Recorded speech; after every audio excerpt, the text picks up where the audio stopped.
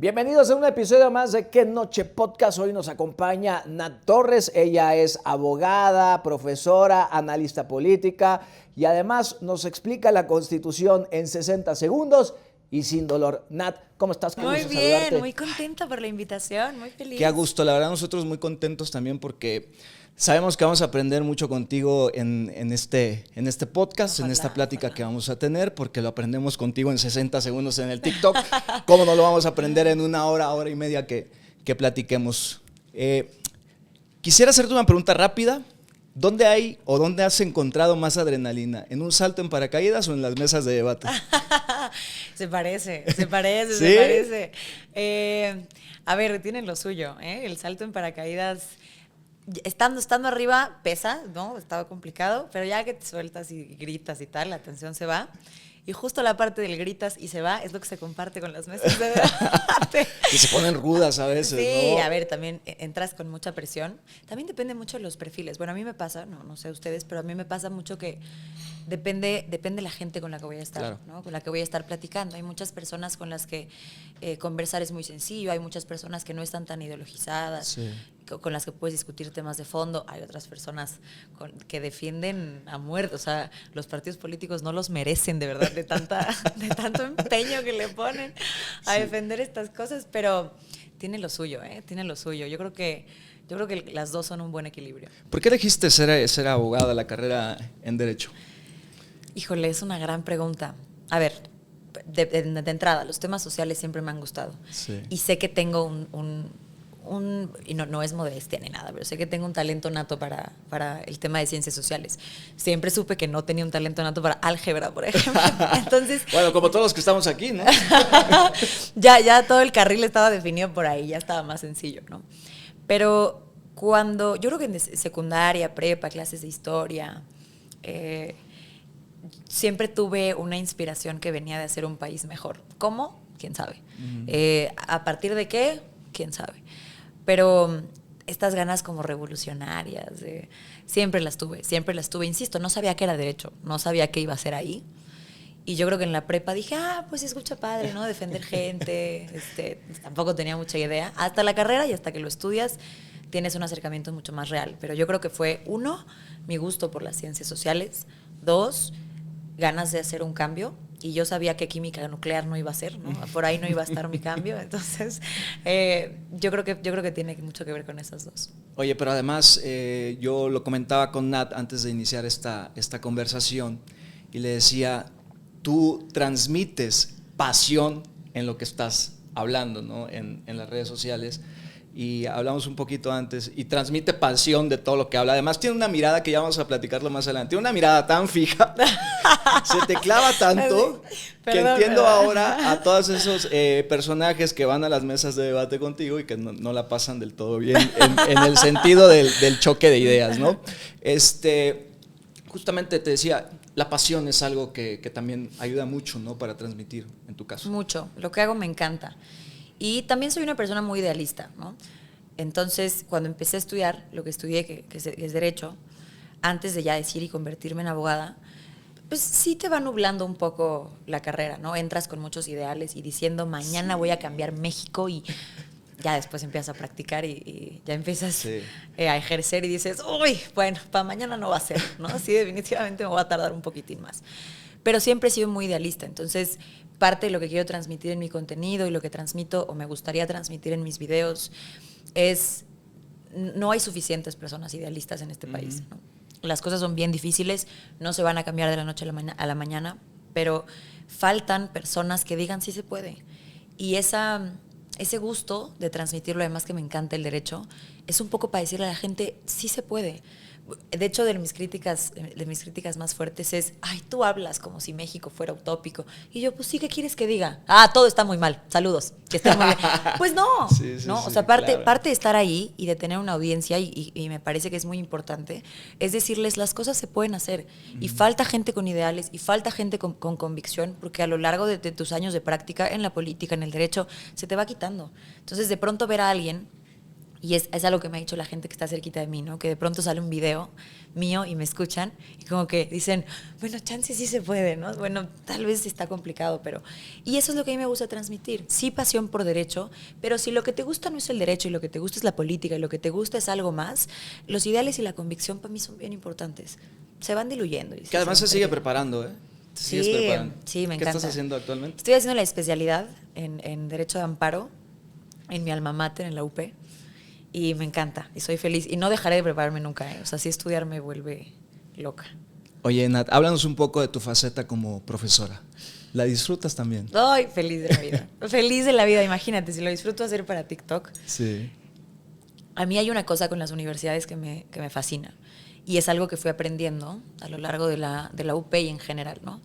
Me parece que las universidades son el punto y el lugar correcto para hacer que jóvenes con ideales, con ganas, con ambición, transformen su manera de ver las cosas, ¿no? No solo meterme mucho a darles mis puntos de vista. A mí me gusta que las universidades transformen mentes a partir de preguntas. Entonces, que salgan de mi clase con 20 preguntas, 0 respuestas. Eso me gusta. Es algo que me apasiona que sean gente tan joven, gente tan lista, gente tan inteligente. Yo creo que aprendo más de ellos que ellos de mí. Y llevo año y medio como profesora dando clases. Pero es algo que desde que preparo la clase, porque claramente yo dando un año y medio de clases no tengo la experiencia que tienen profesores que ya lo traen en la sangre. Pero te estás encaminando. Pero me estoy encaminando. Entonces cada clase es prepararlo, cada clase es estudiar, cada clase es... Y si un vivo me pregunta qué tal, no, también tengo que estudiar esto porque no vaya a ser que... Sí, porque ahora están muy despiertos, sí, ¿no? Y ahora debaten sí. más los jóvenes. Ahora ya no son tan agachones en el sentido de lo que me dice el profesor es ley para la vida, ¿no? Totalmente. No, ahora te cuestionan, ¿no? Totalmente. ¿En qué momento decidiste, Nat, pasar de las aulas, de tu carrera en Derecho a las redes sociales? ¿Cómo fue esa transición? Yo creo que tuve gente a mi alrededor que me decía, tienes un don para comunicar estas cosas. Y no hay nadie que lo esté haciendo con esa pasión, ¿no? O sea, hay muchas personas que lo hacen desde su trinchera y es muy positivo, pero gente me convenció alrededor de, tienes un don para explicarlo. Y si lo que quieres hacer genuinamente es transformar mentes, cambiar a la forma en la que hoy se percibe la política y el derecho como esta materia súper aburrida y súper tradicional, claro. Y con palabrotas ultra mega difíciles. De entrada hay que leer mucho, ¿no? De las primeras cosas que dicen Totalmente. quienes piensan en derecho, hay que leer mucho y qué hueva, ¿no? Sí, que sí, o sea, no es una mentira, ¿no? Sí tienes que leer muchísimo. De hecho, yo a veces, hace poquito me quejaba que digo, hace tanto no leo un libro de literatura, hace tanto no leo una novela, porque todo es sentencias y expedientes y mis libros. Pero bueno, ya retomé, ya inicié con las novelas. Sí tienes que leer mucho, sí es una carrera compleja, es una carrera complicada, muchos tecnicismos, muchas palabras muy complicadas, muchas cosas, y eso era lo que yo quería cambiar. Al momento de decidir, voy a empezar a hacer contenido, el derecho no tiene que ser siempre tan tradicional y siempre con palabras tan complejas para que nadie entienda. No, pues por eso a nadie le importa. Sí, claro. O sea, sí, por sí, eso sí. gran parte de las cosas que hoy pasan en este país, mucha gente o no le importa o no le entiende, porque nadie se ha tomado el tiempo de decir, oye, esto también te interesa, ¿no? Igual y no de una manera súper profunda, porque pues ya eso lo harán los abogados, pero sí un poquito de interés y un poquito de conocimiento. Y creo que nadie nunca se tomó el tiempo de hacerlo de una manera más sencilla. Y esa creo que yo me la he adjudicado. Ha sido una como gran chamba. fórmula, sí, ha sido una gran fórmula. ¿Cómo traduces tú, Nat, la política mexicana actualmente? Oye, ¿en qué sentido? Es que... ¿Cómo la traduzco? A ver, en peligro, en riesgo, difícil, corrupción, favores, lealtad, cero convicción. En términos generales. Hay gente, sí, claro. Hay gente en la política que yo admiro muchísimo y que me parece gente súper preparada y que están ahí porque de verdad ven un México diferente. Pero en su generalidad, eso es lo que percibo de la política mexicana. Y es tristísimo y me duele y ver que tenemos a representantes que no siempre son los mejores representantes, que no siempre están ahí porque deben estar ahí, sino porque se están cobrando favores. Eso a mí me parte el alma. ¿Y ya es demasiado tarde, Nat? ¿O todavía hay tiempo para ajustar lo necesario en la política mexicana? Pues es que yo te digo que estás hablando con una idealista de primera, entonces yo te voy a decir, no, nunca es tarde, ¡viva México! Sí, claro. Porque genuinamente lo creo. No pienso que sean cambios rápidos, ¿eh? O sea, no creo que sean cosas que de un día al otro se puedan modificar y que de un día al otro nuestra clase política diga, no, espérate, creo que sí la he regado y voy a hacer algo diferente. No, y jamás he dicho que sea algo de poco tiempo, pero que se puede, se puede. Hoy la política mexicana también me despierta otra palabra que son jóvenes. Hoy hay muchos jóvenes muy politizados y hay muchos jóvenes con frescura, con ideales, con convicción, con ganas, que creo que también se están enfrentando a una vida política y que hoy les interesa un poco más. Y están debatiendo, además. Y están debatiendo. Sí. Y yo lo veo en las mesas, hay gente extraordinaria y hay chavas y chavos súper inteligentes que traen mucho empuje y eso está increíble. Creo que ellos son la esperanza. O sea, creo que la gente joven con ideas nuevas, con ya muy cansada de lo que siempre hemos visto, creo que son una gran esperanza, ¿no? Falta que la gente le dé la voz y los micrófonos cuando hay que darlos, pero creo que hay mucha esperanza. Dime una cosa, Nat, que venga así de primera instancia, que no hayamos aprendido todavía los mexicanos de la política mexicana. A tener indignación, a enojarte. No hemos aprendido a ver que la política no es fútbol, que la política no es nuestra identidad. No somos un partido político, no somos el partido político que defendemos, no es parte de lo que nos hace nosotros. Hoy, y esta es completamente mi opinión, pero hoy el partido en el poder tiene a mucha gente que volvió al partido su identidad. Entonces, no hay indignación suficiente. Sí, claro. No hay una casa de 12 millones que te indigne. No hay el crimen organizado en el Poder Judicial, en el Poder Legislativo y en el Ejecutivo que sea suficientemente indignante. No hay nada que te parezca preocupante. Que falten medicamentos no te importa. Que los techos de los hospitales no te importa. Que a mí me parece que como mexicanos hay que entender y hay que ver a los políticos como las personas que decidieron de manera activa que nos iban a servir. No como líderes, no como si fueran deidades, no, y eso es lo que nos falta. El mexicano muchas veces cree que los políticos van a llegar a cambiar nuestras vidas y entonces nos ponemos en un nivel de adoración extraordinario. Tú dime, ¿cómo ve la gente hoy a Andrés Manuel López Obrador? Claro. De verdad como una deidad, sin pensar si lo hizo bien o lo hizo mal. Imaginemos que fue perfecto y fue el mejor sexenio que hemos tenido y el mejor presidente. Eso no te da paso y no le debería dar pie a la gente de verlo como si fuera Cristo nuestro Señor. Oye, no, hizo su chamba. Qué bueno, pues tiene su sueldo de nuestros impuestos. Qué maravilla que se hizo su chamba. Es una cosa, yo ya voy a empezar a No, tú venga, adelante, pero, adelante. De verdad lo creo, nos falta indignarnos y nos falta entender que el servicio público es para servir. Eso es lo que nos hace falta. Me vino una idea a la cabeza y creo que ahora hablando del partido en el poder, del oficialismo, creo que sí la gente sí se indigna, pero cuando los criticas. Cuando criticas al oficialismo, la gente se indigna. Me pasa ahora muchísimo y seguramente también a ti te sucede. Pero no es la indignación que necesita la política en nuestro país, ¿no? No, y no es la indignación que nos sirve como mexicanos. O sea, yo nunca lo he entendido. Digo, hay una parte en donde he empezado a hacer varias ideas al respecto, pero yo nunca voy a entender cómo una persona puede defender a un político. Nunca. Yo no lo entiendo. O sea, que de verdad se te salga el alma por defender a una persona que ni te topa. O sea, ni le importas, ni... No lo voy a entender, nunca. No lo voy a entender. No estás mejor, no tienes mejores oportunidades, no tienes... No sé de dónde viene la defensa. Porque además, algunos debaten con ideas, pero otros más debaten con violencia. Y te lo digo a título personal porque me sucedió. Fui a hacer una transmisión el año pasado al Grito de Independencia, a la fiesta del Grito de Independencia en el Zócalo, y estando yo en la plancha del Zócalo, se me acercaron cantidad de gente y me empezaron a rodear, y de las primeras expresiones que recuerdo fueron: qué bueno que no eres Loret de Mola, porque si no ya hubieras valido madre aquí. Entonces, ¿te imaginas tú pensar nada más? Hubiera sido uno, pues todavía dices, pues venga, no, pues te quieres venir, nos echamos un tiro, no pasa nada. Pero era la plancha del Zócalo, ¿no? Contra nosotros. Y eso es a lo que me refería. Digo, fui yo, no pasó nada, afortunadamente. Sí me dijeron de muchas cosas. Tuve que salir de la plancha para evitar justamente que se calentaran más los ánimos y que se elevara, ¿no? esa agresión. Pero a eso es a lo que voy, ¿no? Claro. Llegan a la violencia. Claro. Y también creo que hay mucho resentimiento que está mal dirigido. Claro. Llegó un presidente a decirnos que había dos bandos, los buenos y los malos. Crees en mi proyecto, eres bienvenido a la casa del Señor, ¿no? Crees en mi proyecto, eres de los buenos. Crees en mi proyecto, crees en la transformación. Crees en que México es un lugar de un pueblo bueno y sabio, ¿no? Los demás no. Todos los que estén en contra de mí no quieren lo mejor para México. Todos ellos tienen la culpa de lo que te está pasando. Y entonces sí hay resentimiento, pero está mal dirigido, ¿Qué ¿no? piensas de él, de Andrés Manuel?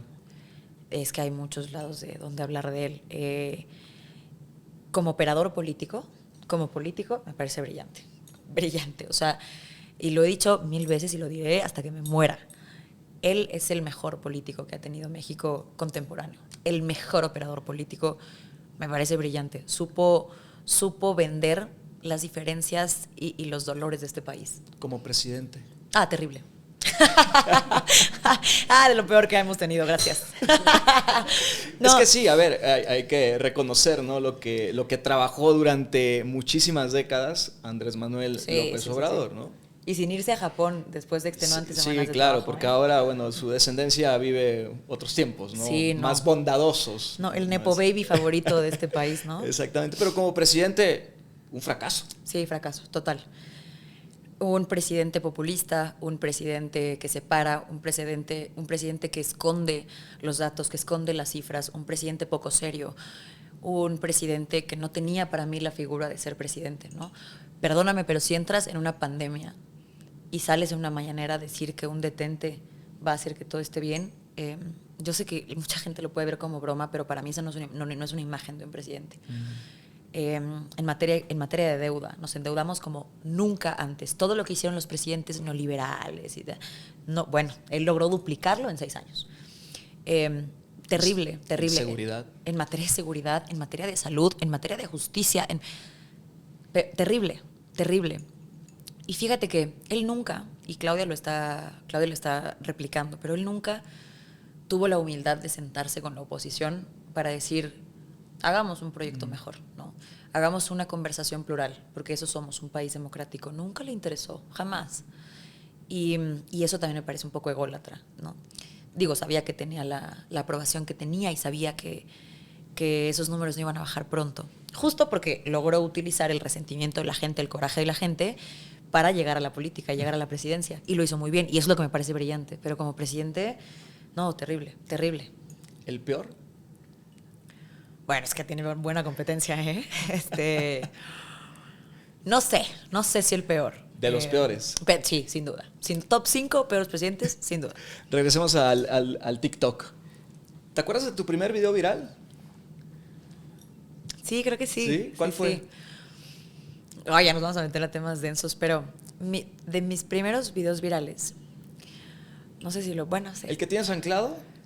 No, ese es muy reciente. Ok.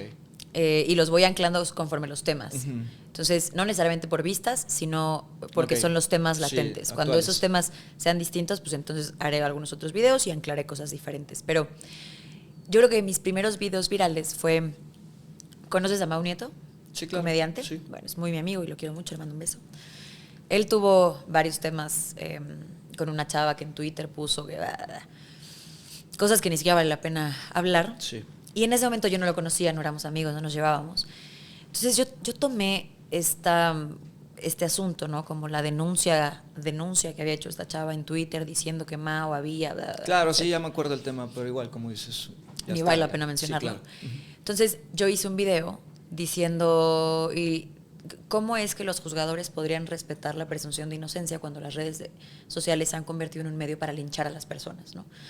Hablé mucho es muy diferente cuando eres víctima de violencia, llegar a una fiscalía a presentar tu denuncia y saber que si hay algo mediático te podría aportar. Pero cuando crees que Twitter es un ministerio público, me parece bien peligroso.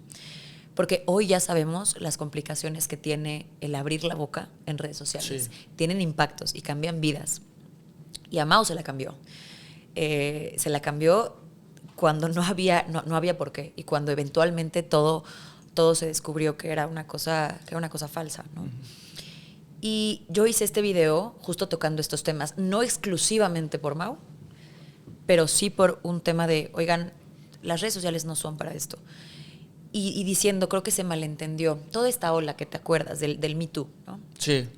Yo te creo y tal. Me parece que es una buena ola que creo que estuvo mal enfocada. Porque las mujeres siempre han estado muy estigmatizadas al momento de llegar a un ministerio público. Y eso es muy cierto, ¿no? ¿Dónde estabas? ¿Cómo venías vestida? ¿Qué estabas haciendo? ¿Qué? Claro. Y eso nadie me lo cuenta, ¿no? Yo lo pasé como abogada, ¿no? Llegar con una persona al ministerio público y que el ministerio público se muriera de la risa. Eso pasaba.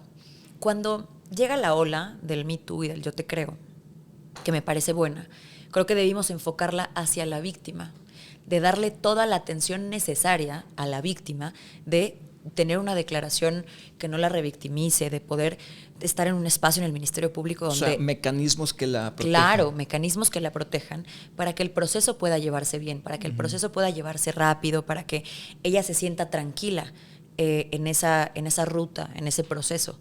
Eso no significa que entonces íbamos a atacar de manera directa a la persona a la que ella acusara. Entonces, déjame lo reformulo.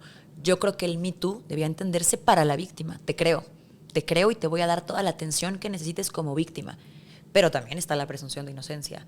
Y no voy a ponerme a atacar a una persona sin las pruebas necesarias, porque ni tú ni yo somos jurado, ni nadie somos juez, ni... Eso lo tendrán que ver las instancias correspondientes y las autoridades correspondientes. Y eso es lo que se perdió con las redes sociales. Y entonces hubo varias personas que me decían, sí, pero las personas, los particulares, no podemos violar la presunción de inocencia de las personas. Eso hacen las autoridades. Y yo decía, sí, claro, pero pregúntale cómo le va a ir un juez con un caso mediático que no coincida con la decisión de la gente en redes sociales. Se lo van a comer. Y eso, por supuesto, que afecta a las decisiones. Entonces, todo esto lo platicaba y fue muy, muy viral. No necesariamente bueno, ¿no? Porque muchas mujeres no estuvieron muy de acuerdo conmigo, pero sí, ese fue. Sí, justo. ¿Qué cambiarías de ese video viral? ¿Lo volverías a contar igual? Sí, no cambiaría nada. Sin problema. Absolutamente nada. Yo digo, a lo largo de este tiempo haciendo contenido, claro que he cambiado de opinión en muchas cosas, pero particularmente yo estoy segura de que así lo veo. O sea, las mujeres sí necesitamos una atención distinta cuando se trata del acercamiento a órganos jurisdiccionales. Lo necesitamos, porque es bien difícil, sobre todo en la materia penal. En la materia penal todavía hay mucho macho atrás de un ministerio público. Sí, claro. Hay muchísimo macho atrás de un escritorio. Entonces hace mucha falta una visión distinta de lo que somos las mujeres. Entonces, por esa parte, yo sigo sosteniendo que todo ese movimiento debió ser enfocado en la víctima. Dale toda la atención. Si un ministerio público se ríe, hace una broma, lo corres. O sea, sí darles toda la guía para que tengan un proceso sano, que no se revictimicen, pero me parece que en esta ponderación de derechos la presunción de inocencia también es importante. Sí. Entonces, no cambiaría nada. ¿Cómo haces didáctico un tema árido? ¿Cómo lo aterrizas para que nosotros, los que no sabemos de derecho absolutamente nada, lo entendamos? Con ejemplos sencillos. Durante mucho tiempo, o sea... Y claro, sin quitarle peso, ¿no? Por supuesto. Al tema. Por supuesto. O sea, con mis alumnos dentro de la universidad, en la licenciatura, yo no hablo con ellos como hablo en TikTok. Yo hablo con ellos como abogados, como futuros licenciados en Derecho. Ahí sí. En ese momento sí me parece que los tecnicismos, las palabras son importantes porque ellos sí van a llegar a litigar y a ejercer y a estar detrás de un escritorio, estar detrás de un puesto, un curul en el Senado, en el Congreso, ¿no? Ellos sí lo van a hacer. Sí. Ellos sí necesitan tener ese fondo jurídico y tecnicismos importantes. La gente no. O sea, la gente, yo siempre he dicho que mi contenido no es para abogados. Los abogados ya lo saben, ¿no? Es para todo el resto de la población que quiere entender y nadie nunca les explicó. Entonces, ¿cómo lo hago didáctico? Con ejemplos. Igual y el ejemplo no va a ser técnicamente lo mejor y lo más atinado en cuanto a derecho pero quiero que se lleven una idea muy general, o sea, que puedan sentarse a platicar con alguien y lo entiendan, ¿no? Y también lo pienso mucho en cómo se lo explicaría a mi mamá. Ah, claro. ¿Cómo le diría a mi mamá que no tiene idea, ¿no? Que el derecho como que no... ¿Ella no es abogada? No es abogada. Okay. No tengo familia de abogados más que mi hermano. Mi hermano y yo somos los únicos abogados de la familia. Pero... A ver, ¿tienes como un ejemplo que te venga así en corto a la memoria de cómo lo platicas con tus alumnos y cómo lo platicas con nosotros que estamos aquí, que no... Pues es que, a ver, a mis alumnos, por ejemplo, hace poco, la semana pasada, tuvimos una clase, la clase principal de qué es una constitución, ¿no? ¿Qué tiene una constitución? Que la haga una constitución. ¿Por qué nuestro código penal no es una constitución? Salvo, evidentemente, que se llama código penal. Me refiero al fondo. Sí, ¿no? claro. Entonces, con ellos vemos, por ejemplo, hay diferentes corrientes para una constitución, o qué se tenía que hacer una constitución. Tenemos ejemplos de lo que nos decía Aristóteles, tenemos ejemplos de lo que nos decía Kelsen, una visión completamente positivista. Teníamos también visiones naturalistas de lo que era una constitución, que podemos también dividir en 3 órdenes, que los componentes de una constitución, un orden político, un orden estatal, eso lo hablo con mis alumnos. ¿Qué hubo? ¿No? Y todos nosotros aquí de, ¿qué? Y ahora, exacto. ¿Y cómo lo transmites, por ejemplo, este tema que es importante, cómo lo transmites con nosotros que no sabemos absolutamente nada de ello? Lo transmitiría con una versión más poética, ¿no? Como la Constitución es este pacto entre unas personitas que se llamaban Poder Constituyente y que decidieron, nos vamos a juntar de esta manera. Y para juntarnos vamos a poner reglas. Y estas reglas de quiénes somos, para dónde vamos, quién va a poner qué, a quién le toca qué, ¿no? Es una casita en donde todos van a tener tareas diferentes. A quién le toca barrer, a quién le toca trapear, a quién le toca guardar la ropa. Bueno, eso es distribución de competencias. El federal, el municipio, las entidades federativas, a cada uno le toca tareas diferentes para que todo funcione.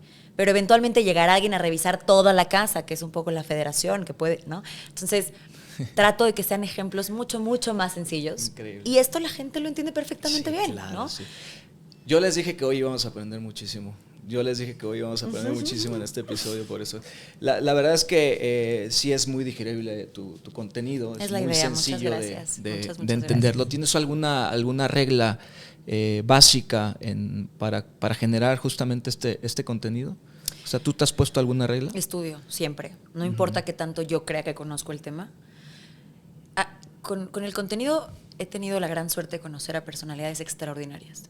Si yo le hubiera dicho a la Natalia de 17 años antes de entrar a estudiar Derecho que en algún momento le iban a hablar para poder entrevistar a José Ramón Cosillo, ministro en retiro de la Corte, a Lorenzo Córdoba, a la ministra Luna Ramos, ¿no? A la ministra Ríos Farjat, qué barbaridad es hablar con esa mujer, yo de verdad, mis respetos.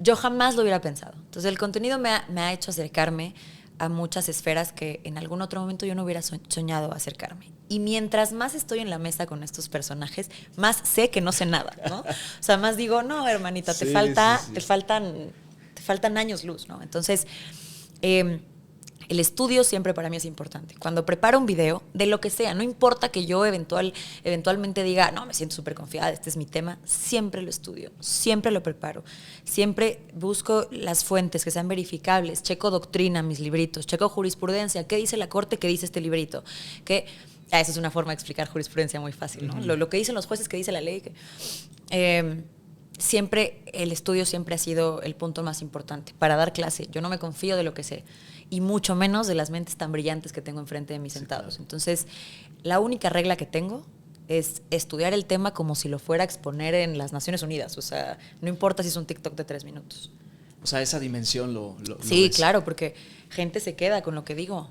O sea, sí es importante. ¿Te han suspendido la cuenta? Sí, 2 veces. En la primera estaba cerquita de llegar como a los 800,000 seguidores. ¿En serio? Sí. Y bien raro, empecé a hablar de AMLO y me la tiraron. ¿Quién sabe qué habrá pasado? ¿Quién habrá sido? No sé, qué raro. Cuando solo me metía como estos temas sociales, de hablar del tema de Mao y tal, pues como que la cuenta fue creciendo y así. Entonces llegó Andrés Manuel a la presidencia y me dio mucho contenido también que quieren que yo haga, ¿no? Sí, claro. De pechito se puso. De pechito, porque además, no sé si te acuerdas que un día salió a decir, que yo decía, güey, salió a decir, el derecho es bien fácil. Pues nada más le quieren hacer al cuento, pero es bien fácil. Yo decía, hijo de... No tienes, pero ni idea. Entonces... Te arrancabas. Sí, empecé a meterme mucho a temas políticos porque a eso me refiero cuando te digo que no era un presidente serio. Cuando dijo que extraer petróleo era nada más meter una manita y sacar, sí. ¿no? No era un presidente serio por eso. Hablaba de cosas al aire sin conocerlas. Entonces, me empecé a meter mucho en temas políticos. Antes hablaba más un poquito como de chismes, transformándolos en cosas jurídicas. Pero tiene un par de años, yo creo que a mediados de la presidencia de Andrés Manuel, que dije, me voy a clavar en temas políticos. Porque este cuate está saliendo todos los días a Palacio Nacional a decir cosas que son completamente falsas. Y eso no se vale. Y eso no es justo. No quieres el bien para México. Quieres la permanencia de tu partido en el poder.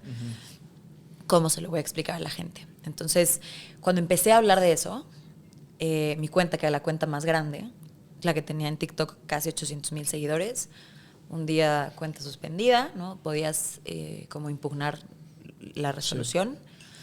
Lo hice, pero pues el señor TikTok dijo no.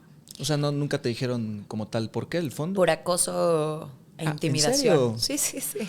Sí. ¿Fue censura? ¿Fue el algoritmo torpe? No lo sé. No tengo la evidencia para decirte fue por esto, pero pues si vas uniendo los puntitos, sí empecé a hablar de política y pues a la gente no le gusta que ¿Aprendiste algo o cambiarías algo de ese momento? Sí, mucho. Antes me dejaba ir con lo que decía y cómo lo decía. Sí. No es que ahora no, pero lo hago de manera más inteligente, ¿no?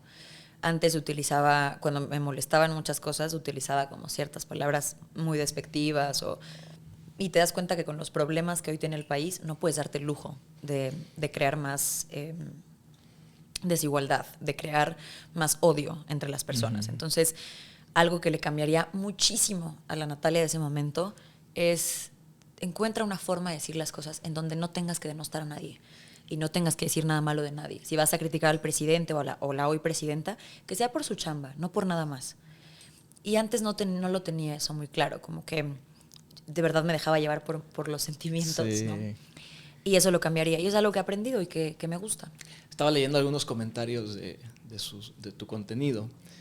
Y hay evidentemente todo. Tienes muchos comentarios positivos, ¿no? Algunos hasta la postulan como presidenta de México. ¿Los has visto? Sí. ¿Qué lees en los comentarios? ¿Qué ves o evitas? Porque, por ejemplo, a mí me sucede, yo evito, por ejemplo, leer cosas que en 2 palabras te das cuenta el contenido que trae ese comentario, ¿no? Entonces los evito, sinceramente. Pero tú, ¿cómo haces para ello? ¿Tienes un filtro? No, la verdad es que no lo evito porque ya entendí, gracias a la terapia, vayan a terapia, que son pocas las voces muy ruidosas y las voces que te critican por todo. La gente a la que realmente no le importas, que no le gusta lo que haces, ve tu cara y se lo salta. Dice, qué hueva, porque yo tendría que estar viendo a esta mujer que no me gusta lo que dice. Pero yo les digo a los haters, hay un cuate cuyo nombre evidentemente no sé, no eres suficientemente relevante, espero que lo sepas. Pero me comenta todo, mi Siempre Instagram, mi TikTok, todo. Sí. Y me pone 5 comentarios por publicación, me manda mensajes directos, o sea, y yo lo que digo, eres un fan confundido, compadre. Eres un fan que todavía no sabe que es mi fan. Dale tiempo. Sí, claro. Entonces he aprendido a que son muy pocos esos ruidosos y que están ahí todo el tiempo pero hay mucha gente a la que le funciona lo que subes. Y cuando yo te decía, yo empecé a hacer contenido para transmitir esas cosas, para transmitir la pasión, las ganas, la convicción, etcétera. Yo me fijo ahora en esos comentarios. Veo uno que empieza como, ahí está, bye, se pasa. Sí, ¿no? sí, exacto. Hoy me clavo mucho en la gente de los buenos comentarios porque incluso me lo ha dicho mi audiencia y la gente, que además creo que tengo una comunidad bien padre. La gente me lo ha dicho, no te enfoques en esos comentarios, a nosotros nos gusta mucho lo que haces. Sí. Y digo, pues sí, lo hago para ustedes. Entonces, los veo mucho porque además son mi feedback, ¿no? Son mi reseña, son qué puedo hacer mejor, qué puedo mejorar, qué puedo cambiar. Alguien me dijo, Nat, ya estás empezando a hacer tus videos larguísimos, entonces me encanta verte, pero ya basta. Entonces dije, ok, ya me dejé ir demasiado, me emocioné mucho, entonces voy a hacer un poquito más rápido. Y también aprendes mucho de ahí y eso me agrada. ¿Qué te han pedido explicar que debamos saber todos los mexicanos, que debamos de tenerlo aquí en la cabeza bien grabado? Yo creo que configuración del Congreso de la Unión, por ejemplo, ¿no? ¿Cuántos diputados hay? ¿Cuántos senadores hay? ¿Qué hace cada uno? ¿Cómo se eligen? ¿Cómo funciona también el Poder Judicial de manera muy sencilla? ¿Qué es el Poder Judicial? Me piden mucho, me etiquetan mucho y me piden mucho que a veces les sale alguna sesión de la Corte y me dicen, Nat, ¿qué dijeron? ¿Qué es esto? Ajá, ayuda. Entonces ya un poco explico por ahí. Siempre cuando sale algún tema de coyuntura política, igual siempre me dicen, hey, explícame ahí el fondo, qué pasó y tal. Temas siempre, derecho y política, siempre. Y sobre todo temas que a veces son un poquito más complejos, ¿no? Te digo, las sesiones de la corte, que de pronto alguien está en el Senado peleándose con no sé quién y lo que están diciendo como que no queda muy claro, entonces me escriben para que... O las leyes, ¿no? O las leyes, sí. ¿no? Varias iniciativas. Está saliendo una iniciativa de tal. A ver, Nat, ¿qué? ¿Esto qué significa? ¿O por qué esto me interesa? Viene la reforma electoral, ¿qué? O sea, esas son las partes que me piden mucho y que además me encanta. Bueno, Nat, yo sé que estos temas han recorrido tu feed en redes sociales, ¿no? Y creo que son de los más importantes por lo que implica y el peso que tienen para el país.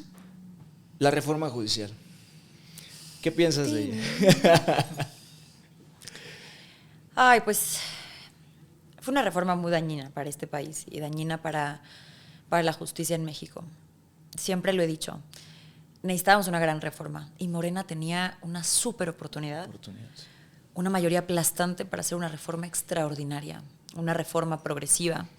Si te acuerdas, en 2008 se planteó la reforma al sistema penal de este país, ¿no? Teníamos un sistema inquisitivo, se pasa al sistema acusatorio y todo ese cambio se hizo en 8 años. Por supuesto, implicaba muchas más cosas, ¿no? Pero esta reforma, aún con lo que se quedó en el texto de la reforma, pudo haber sido mucho más progresivo, se pudo haber hecho de mucho mejores maneras, se violaron derechos humanos a diestra y siniestra. Hay una teoría de derechos adquiridos, ¿no? Cuando ya tienes un derecho, ¿cómo es que te lo quitan? En grandes rasgos, ¿no?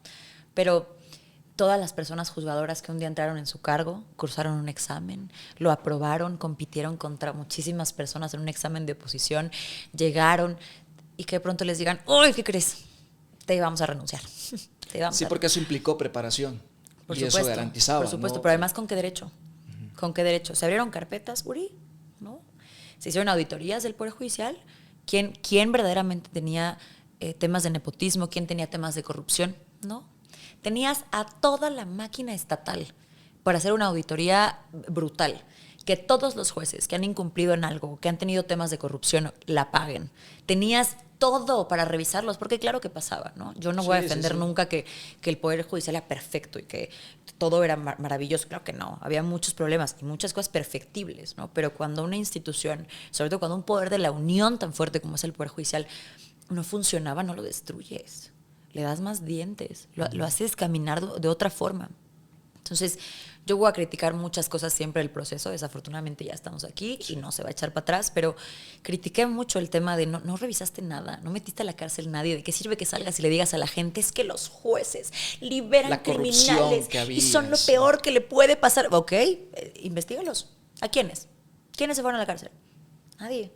Nadie. Seguramente hoy vamos a tener un súper cambio que ya, por ejemplo, la abogada del Chapo es jueza. ¡Qué maravilla! Imagínate, seguro va a ser un cambiazo en la justicia. Aquí lo traigo como recuerdo, Ahorita entramos en eso, pero...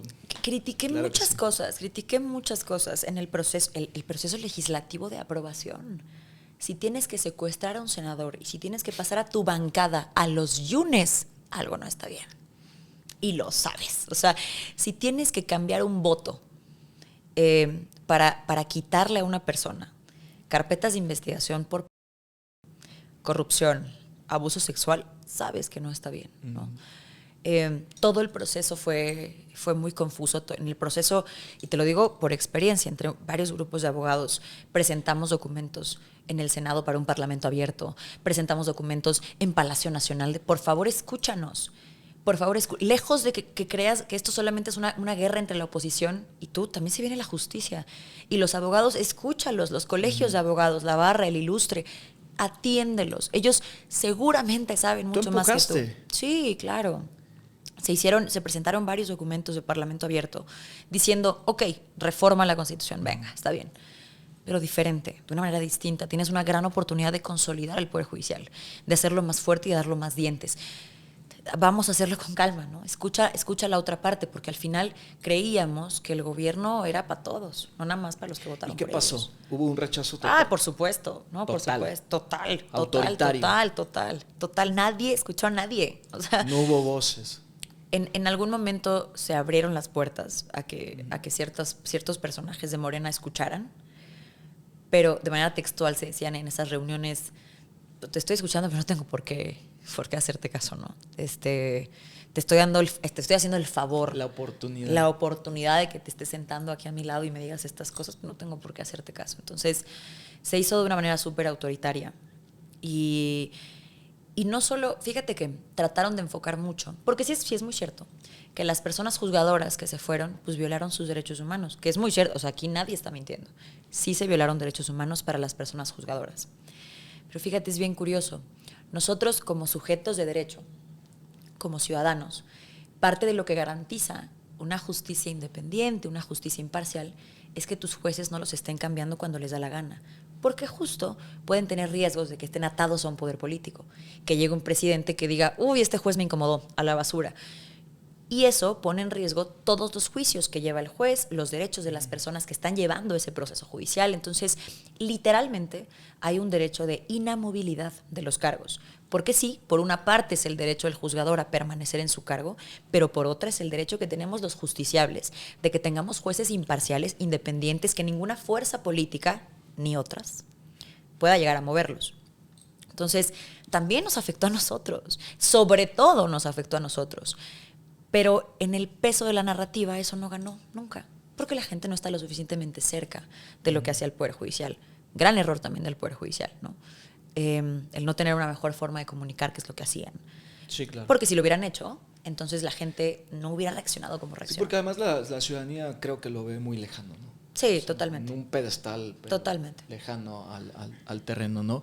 ¿Qué rediseño haría? Es demasiado tarde, ya lo sé, pero ¿qué rediseño aceptarías tú a la reforma? O al Poder Judicial. Híjole, temas de acceso a la justicia y de justicia pronta. Regular los tiempos, hacer muchos más tribunales.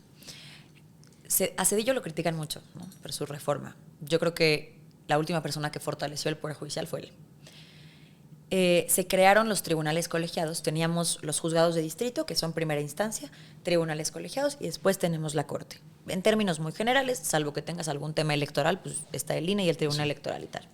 Pero en términos muy generales, tienes juzgados de distrito, colegiados y tal. Antes no existían los colegiados. Crean los colegiados para quitarle una carga a la Corte, porque nomás existía juzgados de distrito y Corte. Entonces la Corte estaba atiborrada de cosas. La Corte no era como tal un tribunal constitucional. Es decir, no veía temas de derechos, no veía tema de constitucionalidad de normas, la Corte era un tribunal de casación. Se definía como un tribunal de casación. Solo veían forma. Solo forma. ¿Se cumplió ABC? Sí, perfecto, está bien. ¿No se cumplió ABC? Perfecto, está mal. Sin importar si había derechos humanos violados, si no había derechos humanos. Era un tribunal mucho más de forma, ¿no? Como lo sería igual y un tribunal o un juzgado de distrito o un colegiado. Cuando llegan los tribunales colegiados, llegan para hacer dos cosas. La primera, hacer a la Corte un verdadero tribunal constitucional, es decir, darle facultades para revisar constitucionalidad, revisar derechos humanos, tener la facultad de expulsar normas del orden jurídico mexicano en caso de que fueran violatorias a derechos humanos, etc. Los tribunales colegiados llegan para quitarle una carga a la Corte y además para permitirle a la Corte ser un tribunal constitucional. Y Zedillo se inspiró mucho de estas cortes europeas, que ya eran tribunales constitucionales y no solamente un tribunalcillo ahí de forma. A mí me parece que falta eso. Hay muchos expedientes, muchos asuntos, se necesitan más tribunales, se necesitan más juzgados. ¿Qué hubiera hecho yo? Hubiera hecho el tema de auditoría, que yo te digo. Todos percibimos que el Poder Judicial tiene mucha corrupción, tiene nepotismo y tal. Perfecto, vamos a barrer todo. Pues si tenemos de todo el poder del Estado, ¿qué más da, no? Entonces vamos a revisarlo todo y vamos a hacer que las pruebas sean completamente transparentes al pueblo y revisamos y justificamos y hacemos que la gente lleve un proceso, los juzgadores tengan un proceso y si hacen las cosas mal, se van. Eso lo hubiera hecho por una parte, ¿no? Jamás hubiera permitido que la justicia se definiera en una tómbola en el Senado. No, es que yo de verdad creo que me da mucha risa y lo digo mucho en mis videos que un día escuché que México es como soñar con fiebre.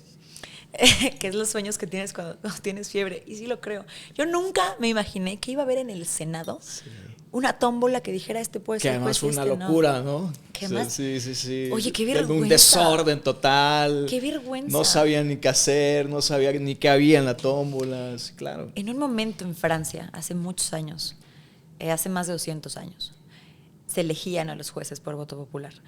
Y se cambió un poco la forma de una escuela muy clásica del derecho para, no aquí en México me refiero, en Francia, Europa, etcétera, que tienen muchos más avances que nosotros en términos de justicia. Pasaba que se elegían jueces por voto popular. ¿Por qué crees que no lo hemos replicado en 200 años? Pues porque no sirve, porque no garantiza nada.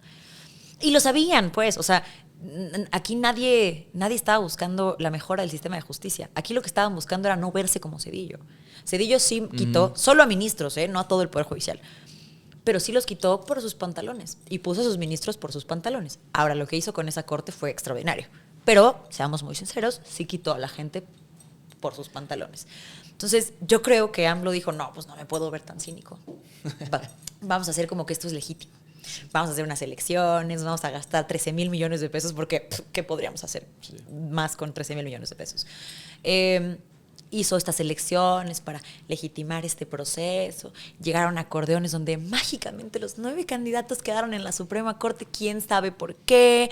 Tienes al Tribunal Electoral diciendo, no, pero es que como no pudimos comprobar quién hizo esos acordeones, pues entonces está perfecto, no pasa nada.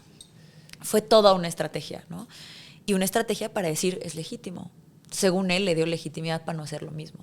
Pero se tumbó a todo el Poder Judicial con esa decisión. ¿Qué artículo ves tú el más riesgoso o diseño dentro de esta reforma que pudieras poner en ejemplo en un caso de la vida real de los mexicanos?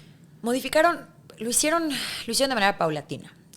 Han modificado la Constitución como si fuera papel de baño. O sea, han quitado, tachado, puesto, como si de verdad las reformas constitucionales fueran lo único que hacen bien en este país. No tienen idea de cómo se hace una reforma constitucional. En fin. Modificaron también la ley de amparo. Los amparos tenían efectos generales, que esto es súper técnico, entonces voy a tratar de hacerlo lo más digerible del mundo. Pero cuando a través de un amparo, que es esta forma de reclamar actos de autoridad y de decirle a los jueces, a la corte, oye, esta autoridad me está haciendo un daño espantoso a los derechos humanos, revísalo.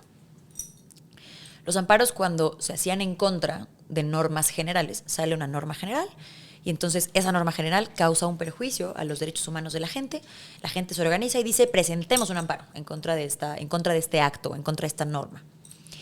Esos amparos tenían efectos generales.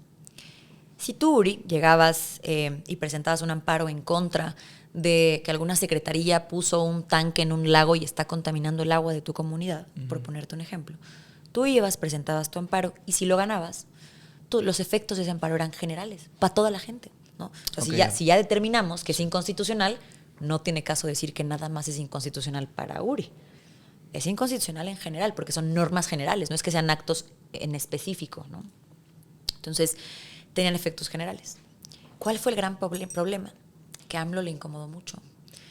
Porque AMLO, sus iniciativas de la industria eléctrica y reformas del estilo se tumbaron con esos amparos y se dieron suspensiones con efectos generales. ¿A qué se refiere?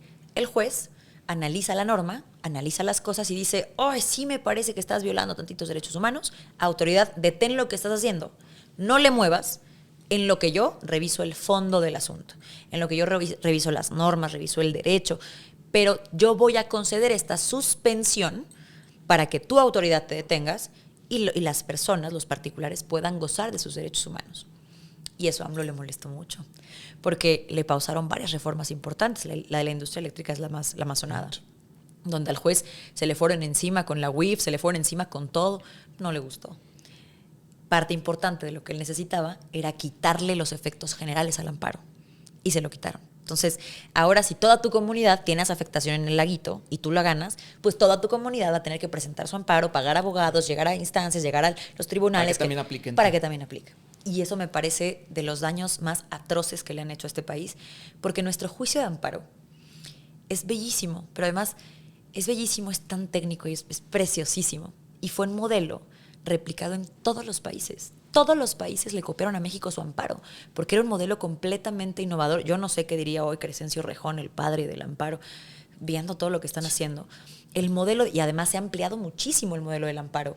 Zedillo fue una de las personas que amplió las facultades o las posibilidades de interponer o de promover los juicios de amparo, mejor dicho. Entonces, en ese sentido, y en lo que hace a la justicia, me parece que ha sido de sus peores decisiones. El amparo era el modelo más envidiado por muchos países. Colombia le puso recurso de amparo, pero lo copiaron a México. Desde México lo replicaron. Y hoy lo que hicieron fue quitarle dientes y quitarle lo poderoso a este juicio de amparo. La elección de los jueces a través del llamado voto popular. Que sí fue voto, pero no tan popular. No tan popular, 9 millones, ¿no? Si no mal recuerdo. 9 millones. Fue un atentado contra... ¿Fue realmente democracia, para empezar? No. Yo cuando... Ellos hablan de ello, ¿no? O sea, su bandera de elegir a los jueces es, a través del voto popular, es abrir las puertas a la democracia, ¿no? Sí. O seguir en esa ruta. Pero me da la impresión, querido Uri, que no tienen idea de lo que es la democracia, ¿no? Tienen idea de lo que es una parte muy chiquitita de la definición de democracia, pero no les queda muy claro. Fíjate, yo cuando llega todo el tema de la reforma al prejuicial, yo empecé a leer mucho derecho comparado, es decir, derecho de otros países, que lo comparamos con aquí, ¿no? Con sentencias internas. Eso es el derecho comparado a grandes rasgos. Y en varias sentencias de la Corte Interamericana de Derechos Humanos, esto ya se había intentado en otros países, ya se tiene en otros países, incluso Estados Unidos para jueces federales tiene un sistema similar. Y lo que coinciden los jueces en derecho internacional es la pura elección de jueces no es lo que es, vamos a decirlo, como inconstitucional e inconvencional, ¿no? Y podrías decir que un poco sí es democrático, o sea, si entiendes la democracia como solo el voto popular. Lo que está mal es todo lo que haces para conseguir eso. La remoción masiva de jueces.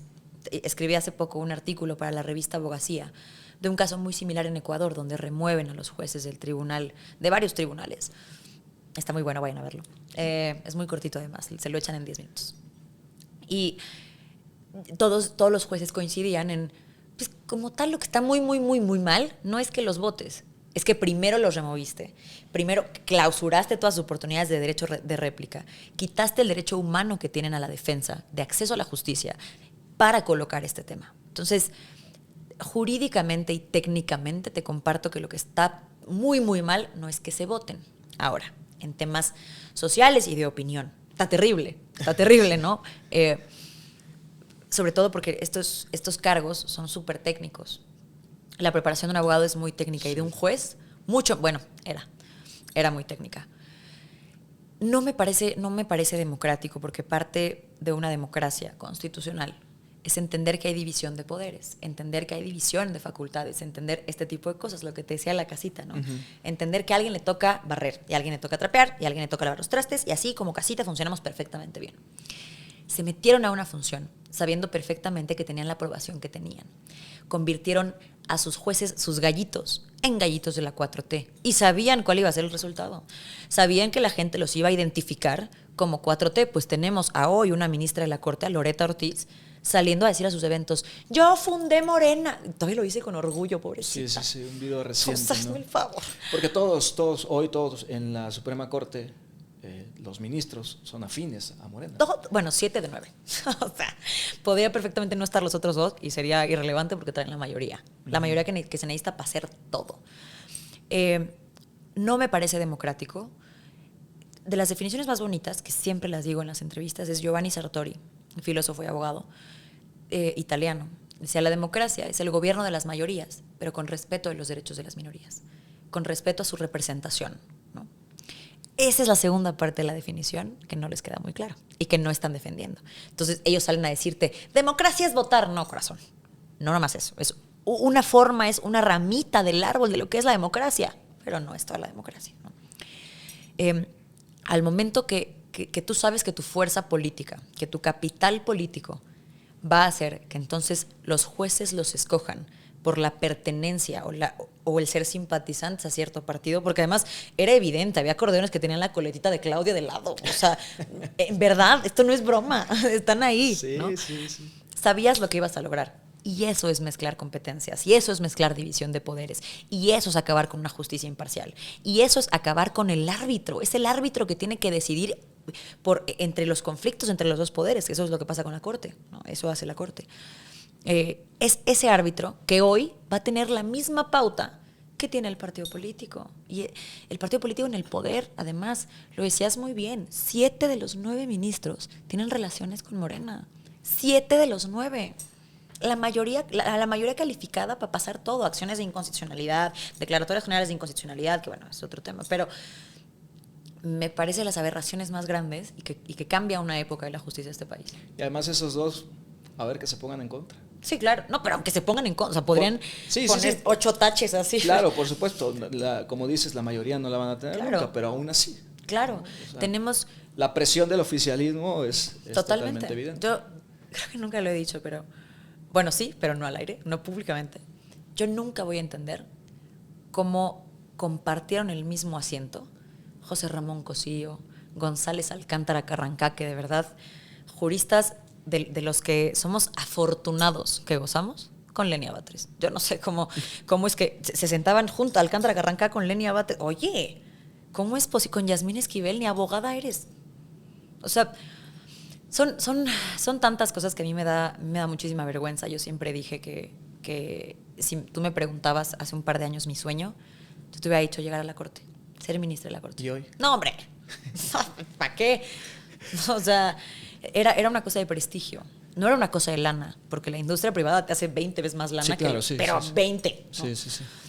Y no era un tema de lana, era un tema de prestigio. Era un tema de que juristas completamente preparados que llegaban a una terna, que tenías el honor de estar en la terna, ¿no? Ferrer McGregor hoy es juez de la Corte Interamericana de Derechos Humanos. Estaba en una terna para ser ministro y es un extraordinario jurista. Ese era el prestigio.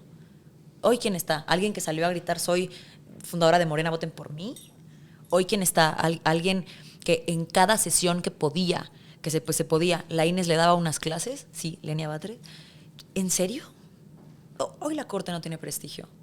Hoy la Corte tiene popularidad, que es diferente. Y la fama y el prestigio no es lo mismo. ¿Qué opinas de Hugo Aguilar? Sin reservas. Digo, salvo lo que quieras, como te quieras contener. No, hombre. Voy a empezar siempre por el apapachito al corazón, ¿no? Creo que es un logro positivo que haya una persona indígena en la Suprema Corte y más presidiendo la Suprema Corte. Porque es muy cierto, una vez alguien me dijo, el derecho es para las élites. Y yo decía, ay, sí. Pero tiene un punto, ¿no? Tiene un punto. El idioma, el acceso a cierta educación, el acceso a ciertos puestos, a cúpulas de poder que solamente permitían que si el presidente te conocía, estuvieras ahí. Sí tenías que tener talento, por supuesto, es algo que ya hoy no se necesita, pero también mucha influencia y también mucho contacto y también pues, tener ahí de amiguito al Poder Ejecutivo y a la Presidenta de la República, eso era cierto. Me parece bueno que se le haya dado oportunidades a personas que sin duda, si no hubiera sido por esta reforma, difícilmente hubiera llegado. Ahora, ¿a qué personas se les dio oportunidad? ¿No? Me parece un hombre que al estar tan de cerca con Andrés Manuel López Obrador tiene varios conflictos de interés y que al parecer una de las cosas más importantes que impulsaron esta reforma fue que se quejaban que no era imparcial la Corte, ¿no? Y que no tenía independencia. Bueno, ahora menos. Me parece una persona que no ha litigado, no tiene la experiencia constitucional que se formaba a través de la carrera judicial. No la tiene.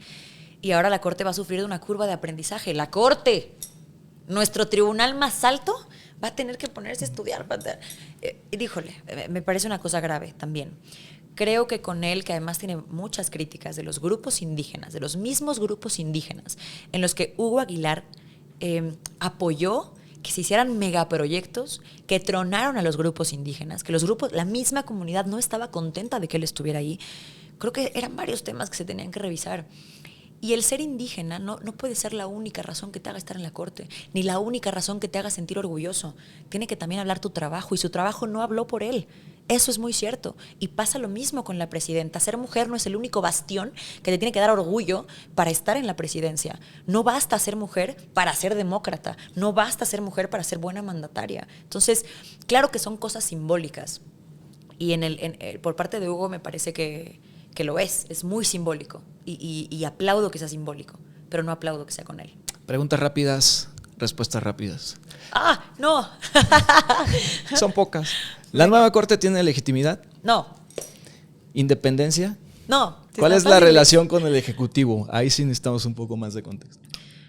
El compadrazgo, así me gusta decirlo, el compadrazgo. No es solamente la corte, si te fijas, nada tontos. El Tribunal de Disciplina, el órgano de administración judicial, el Tribunal Electoral y la Suprema Corte, los altos mandos, los patrones del Poder Judicial. La estructura principal. La estructura principal y la más pesada son sus amiguitos, ¿no? Se llevan muy bien, van juntitos a la escuela, ¿no?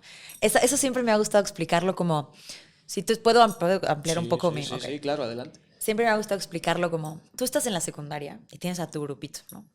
Con los que te ríes en la parte de atrás. Y de pronto haces mucho ruido, el profesor se voltea. ¿Quién fue?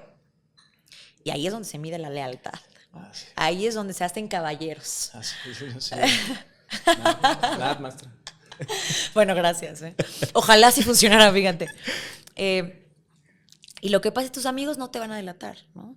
Igual hay una persona a la que le caes muy mal, pero dice, ay, si delato a Uri, va a llegar todo el salón a odiarme porque sí, claro, ya fui la chismosa del salón, entonces me voy a quedar callada, no quiero que me odien. Tus amigos dicen, no, son mis amigos, ¿cómo los voy a delatar? Yo no voy a decir que nadie. Así va a funcionar el Poder Judicial hoy.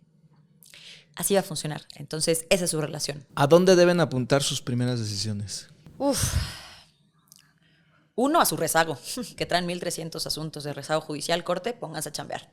Sus decisiones deben apuntar hacia allá. Deben apuntar a garantizar los criterios que ya garantizaba la Corte. Me encanta que la Corte que se fue, le dicen, es una Corte de derecha. La Corte de derecha ya se fue. Fue la Corte que permitió, o que más bien declaró inconstitucional la penalización del aborto. Fue la Corte que hizo sentencias en materia de comunidades indígenas. Fue la Corte que hizo, pero por supuesto, la gente que más critica a la Corte en su vida se han sentado a leer una sentencia. Yo lo decía ahorita en un debate, ¿no? Criticaban mucho a Norma Piña y tal, que yo critico muchas cosas de su presidencia, muchas. Pues la criticaban y es que no hacía su chamba. Entonces me volteé y digo, ¿cuál era su chamba?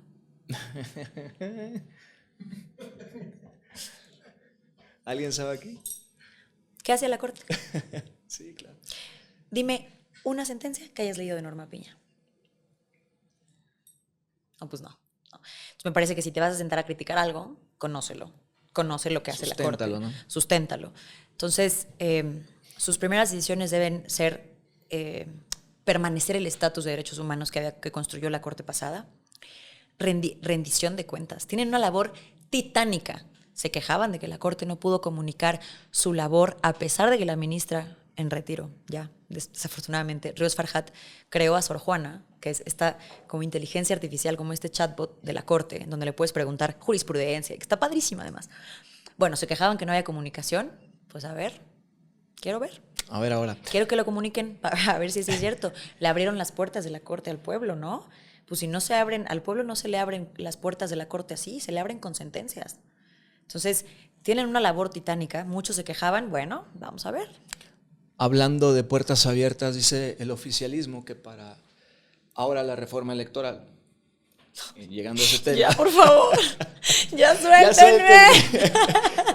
Dice el oficialismo que van a abrir las puertas para escuchar voces, especialistas, catedráticos, que de hecho tienen 5 meses, si no mal recuerdo, 5 meses en el que planean pues levantar hasta encuestas ciudadanas y demás.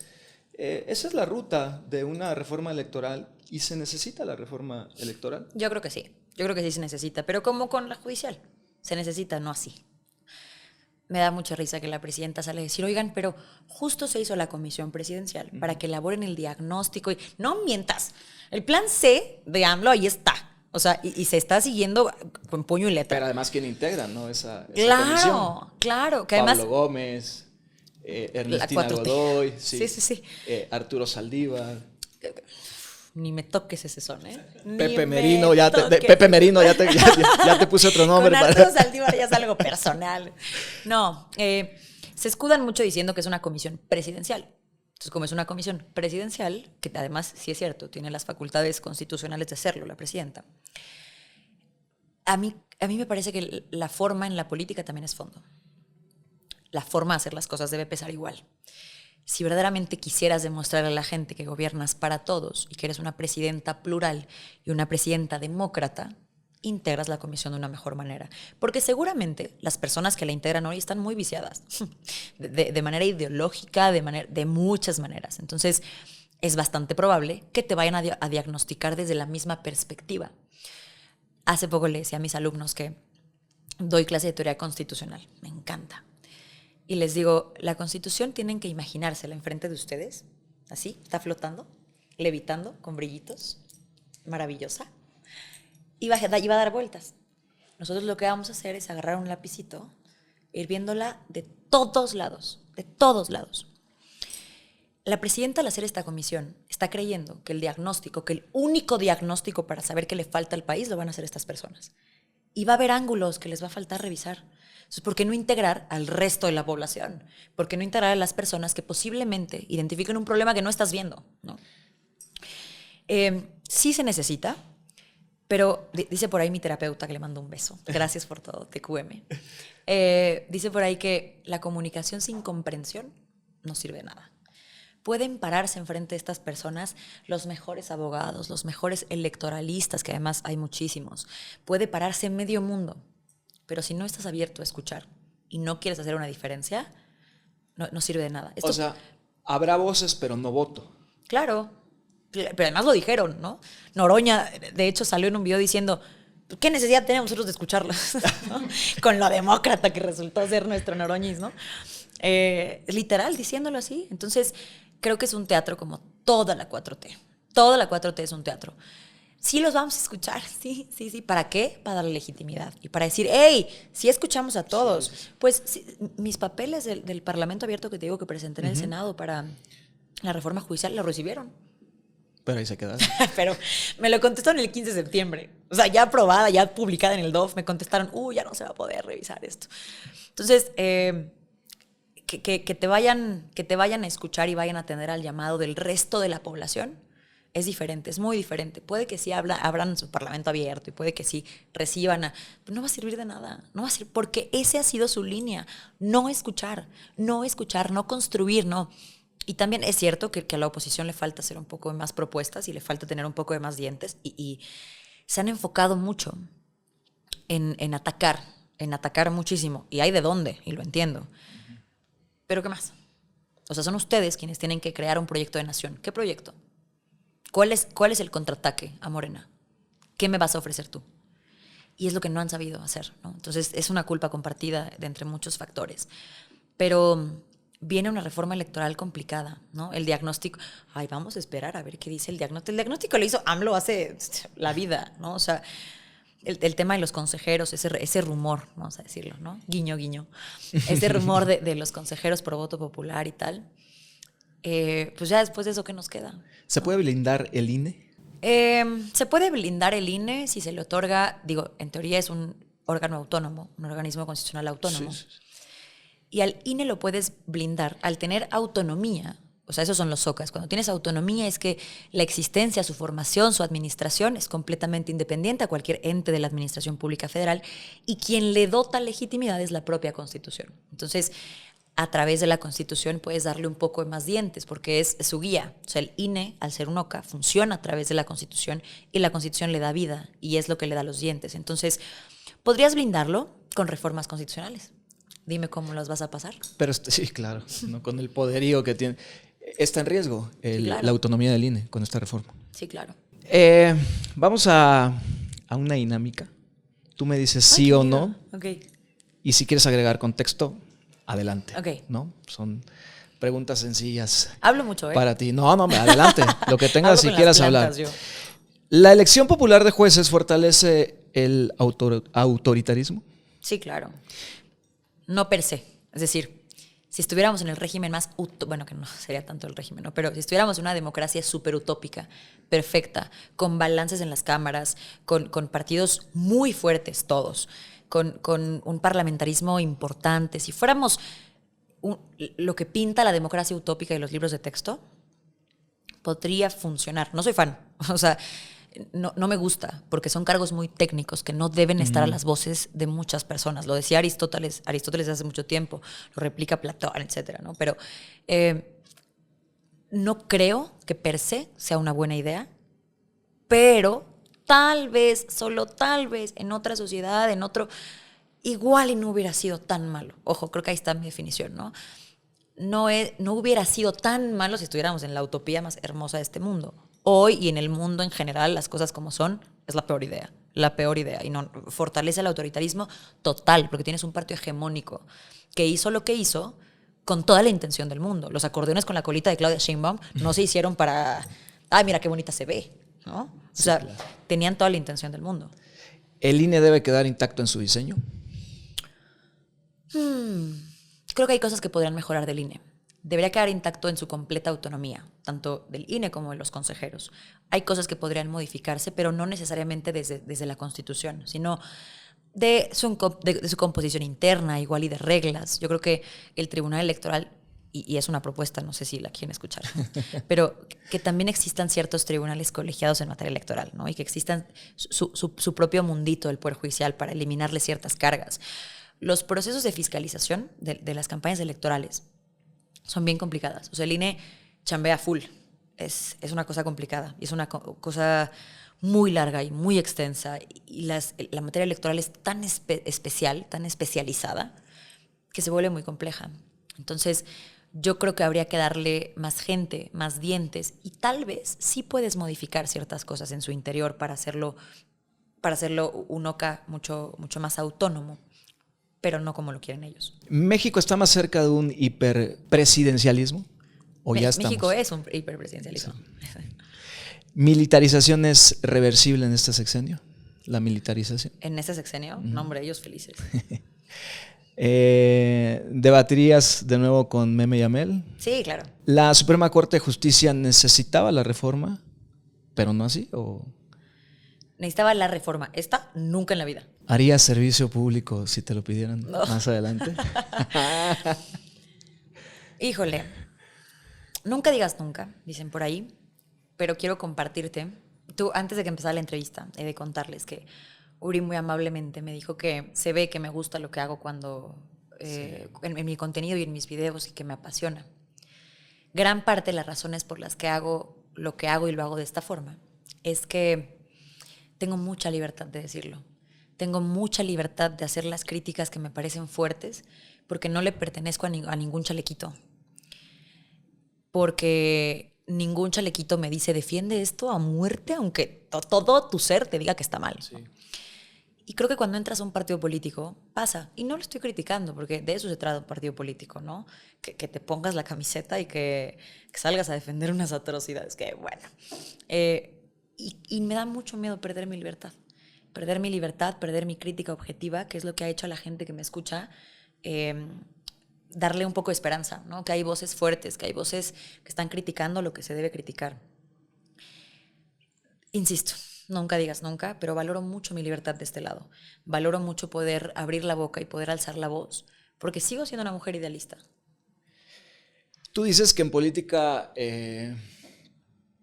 nada es coincidencia. No.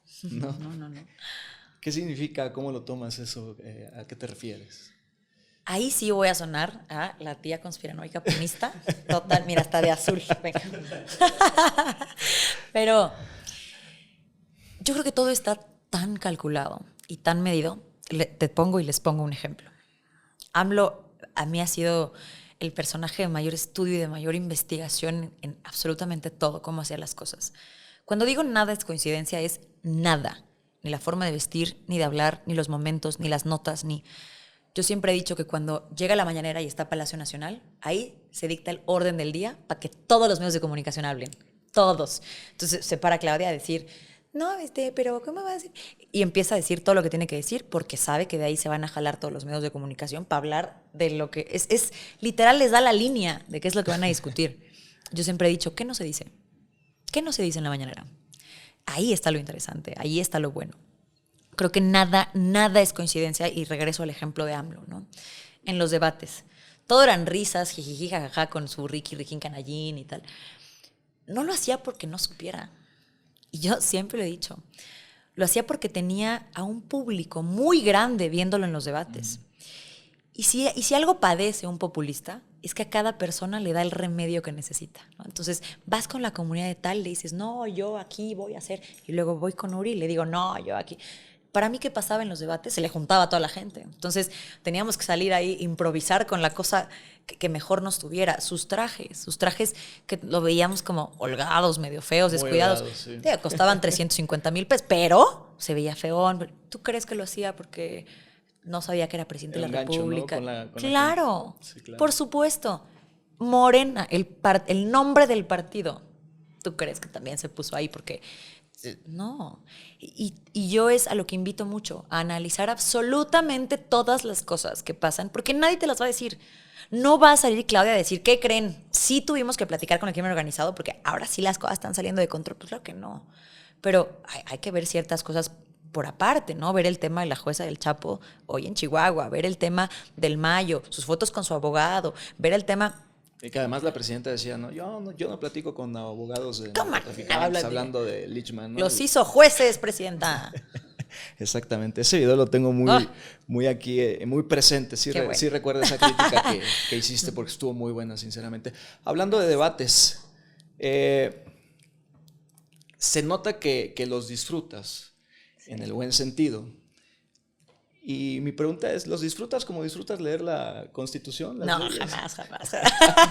A mi chiquita preciosa, ya me la tocaron mucho últimamente, pero sí, me gusta mucho. Con mi sensei, mi maestro, el que me inspira todos los días, el doctor Francisco Vázquez Gómez Bisoño, de los mejores constitucionalistas de este país, le mando un besote. Él me inspiró a dar clase, él me inspiró a Derecho Constitucional, él me inspiró, es increíble. Él hace un chiste con los alumnos que a mí me gusta mucho. Cuando va a tocar el tema de qué tan flexible o qué tan rígida es una constitución, ahora explico. Las constituciones rígidas son aquellas que necesitan un proceso mucho más amplio que un proceso normal de una ley cualquiera para modificarse. Es decir, una constitución que es difícil para su modificación. En teoría, nuestra constitución es rígida, porque necesitas las 2/3 partes del Congreso y además de los congresos estatales, y no es un proceso de una reforma a una ley cualquiera, implica pasitos más. Por el contrario, una constitución flexible es aquella que el procedimiento para cambiar una ley normalita y la constitución es la misma. Y en teoría no somos una constitución flexible, en teoría somos rígida, que ya no sé qué tan rígida somos. Y justo él utiliza esto, y estos son completamente créditos del doctor Vázquez Gómez. Él en su clase dice, a ver, veamos, la Constitución de Estados Unidos tiene más de 230 años de vigencia y tiene 27 reformas. Nuestra Constitución tiene más de 800. ¿Qué tan rígida es nuestra Constitución, no? Cuando hace esto, él dice el chiste de... Y ya saben, cuando uno se enferma de derecho constitucional, le da por leer cuántas reformas tiene la Constitución y tal. Es una cosa que disfruto mucho. No específicamente la Constitución, no vayan a pensar que aquí soy una rara, pero sí las interpretaciones, sí jurisprudencia, sí lo que han dicho los jueces, la Corte Interamericana, cómo interpretan esta Constitución, que me parece bellísimo. Pero los debates tienen lo suyo. En los debates te pones a prueba en muchas cosas. Te pones a prueba en improvisación, te pones a prueba en retención de cosas, sí, ¿no? Te pones a prueba en estudio, te pones a prueba en control completamente, ¿no? Y esa parte retadora también la disfruto. Me pongo súper nerviosa y me da miedo, pero ¿cómo aparento? Sí, no se nota, absolutamente sí. Nada. Por ejemplo, ¿cómo podríamos llamarle a los debates que has tenido con Meme y Amel? ¿Encontronazos? ¿O está muy, muy fuerte el término? Porque han sido de los más intensos, ¿no? Con Meme me gusta debatir. Meme me parece una chava inteligente. Y me parece una chava buena debatiendo. Y no me parece una mujer tan ideologizada. Ella se ha abierto a hacer críticas cuando hay que hacer críticas. Los defino como agarrarnos a golpes de los buenos, ¿sabes? Donde yo siempre he dicho, no debatamos personas, debatamos ideas. Y con Meme me gusta debatir porque debatimos ideas. Nunca es un tema personal, nunca son temas superficiales, nunca. Que si Claudia se puso Botox, me parecen los debates más estúpidos. O sea, de todo lo que hay que criticar, meterte a temas tan superficiales me parece una pérdida de tiempo. Y con Meme me gusta porque tocamos temas de fondo. ¿Estás equivocado? ¿Sí? ¿En qué quieres? ¿Cuántos errores te saco? En los debates. Sí, claro. ¿Sí? Un Sí, error claro. tuyo que recuerdes que cambiarías. Por ejemplo, en algún momento, cuando salió el proyecto de sentencia, acuérdense que cuando está todo el tema de la reforma, la Corte tiene una oportunidad para revisar la constitucionalidad de esto, pero no se llegaron a los votos. Cuando esto pasa, el encargado de hacer el proyecto para la revisión de la constitucionalidad de la reforma fue González Alcántara Carranca. El ministro Alcántara Carranca hizo un proyecto muy bueno, de 300 páginas que no son desperdicio, muy bueno. Y empiezan a discutir este proyecto y tal. Yo tengo una mesa de debate pocos días antes de que este proyecto se vaya a discutir en la Corte, que ya ni se discutió porque un ministro le dio por no votar, quién sabe por qué. En fin, en esta mesa de debate, yo, Uri, te juro por Dios, me leí el proyecto, porque además lo disfruto muchísimo, las 300 páginas con lupa, hice mis notitas, yo feliz, palomita, vinito en mi casa, bien, ¿no? Brutal. Y lo revisé todo. Y en el debate, alguien me pregunta como el número de párrafo, tal cual, ¿no? Como, ¿leíste el proyecto no sé qué? Sí. ¿Qué dice el párrafo no sé qué? ¿Leíste el párrafo no sé qué? Y yo, sí. ¿Qué dice? Y yo... Uf. Aprendí muchísimo de ese error, ¿eh? Es una maña muy buena en los debates hacer este tipo de cosas, ¿no? Meter en confusión a la persona Sí, con la que claro. estás debatiendo, porque puede que sepa del tema, pero la confusión viene desde cosas muy chiquitas, o sea, desde cosas muy ligeras. Por eso, a esta chava con la que yo debato, que le pregunto, ¿qué hace la Corte? Esa fue una herramienta de confusión, ¿no? Uh-huh. Y a mí me tocó, ¿no? Me llegó, inevitablemente va a pasar. Al momento de hacer debates en vivo, pues estás ahí, estás con la emoción. Sí, claro. Tienes que ser bueno para la improvisación, tienes que ser... Y pasan los errores. Entonces, se ve como en televisión nacional, yo me quedo como... y no digo nada, ¿no? Y fue un gran error. Porque tal vez hay opiniones en contrarias con esto. Hubo una persona que me dijo, tú miente, o sea, tú en la televisión Sí. estás ahí, en vivo, tú di lo Di que algo. se te ocurra, ¿no? Di algo, sí. Y yo no lo hice porque siempre he sido muy cuidadosa con eso. Cuando te digo que reviso mi contenido como si fuera, ¿no?, una cosa sorprendente, es real. Entonces tengo mucho cuidado con lo que digo y trato de que sea lo más verídico y lo más comprobable posible. Esta persona me dijo, tú di algo. O sea, tú hubieras dicho, sí, yo este párrafo dice, blah, ¿no? Igual y fallas en mi improvisación. Yo en ese momento me quedé callada. Y entonces la otra persona ya dijo, el párrafo no se queda. Pero esos 3 segundos, que tú lo sabes más que nadie, que en televisión se sienten 28 A ver, un segundo minutos. además es de silencio. Un segundo es una eternidad. Totalmente. En televisión. Totalmente. Yo creo que ese ha sido mi error más grande. Todos los demás son chiquitillos. Me llamó poderosamente la atención cómo... De los mejores consejos que puedo dar para el debate es nunca subestimes con quién debates. Nunca. Y una parte importante es tener esta comprensión al momento de escuchar y saber qué es lo que te está diciendo la otra persona. No solo para saber qué responder y atacar, sino porque me parece fructífero que en un debate, si te están diciendo algo con sentido y que compartes, se puede iniciar el diálogo a partir de ahí. Yo a Camila la estaba viendo y estaba poniendo mucha atención en lo que me decía, porque es lo que ya veníamos platicando hace ratito. ¿Cómo criticas algo si no lo conoces? Si no lo tienes completamente estudiado a full. Entonces, yo con Camila en ese momento estaba escuchando lo que me decía, le respondía con mucha calma y con mucha... porque estábamos teniendo este diálogo, ¿no? Y me parece importante, si voy a dar una respuesta, necesito saber qué es lo que me está diciendo. Entonces, siempre trato de... Me he equivocado también, ¿eh? También he subestimado a mucha gente y he hecho comentarios completamente inapropiados en ese momento. Pero es parte de... y vas aprendiendo. Pero me gusta escuchar, como que analizo lo que me estás diciendo y voy haciendo. Pero no, en mi o sea, cabeza. no te diste cuenta. No es de consciente. Cómo, exactamente, de cómo la veías. Y yo creo que de alguna manera, intimidantemente, sin hacerlo a propósito, dicho, como ahora lo dices, ¿no? ¿Te lo han dicho? Sí, me han dicho que sí tengo una mirada complicada. Bueno, vamos a hacer una segunda dinámica, que ya estamos por cerrar la entrevista. Venga. Y sí, nada más, si quieres. Yo te digo una frase, tú dices titular o mito, y listo. ¿Titular? O mito. Si es real o mito, ¿no? Ok. Elegir jueces en urnas los vuelve políticos. Titular. Sin INE fuerte no hay alternancia creíble. Titular. Las redes sociales ya son un poder fáctico. Titular. La censura en plataformas es el nuevo silencio oficial. Titular. Pregúntale a mi cuenta. Sí, exacto, ¿no? La oposición también falla en explicar las leyes. Titular. O normalmente falla. O normalmente falla. Suscribo por 100. Llegaron todas a la presidencia de México. Súper mito. Mito, mito, mito. El gobierno no quiere reconocer su Segalmex 2.0. Titular.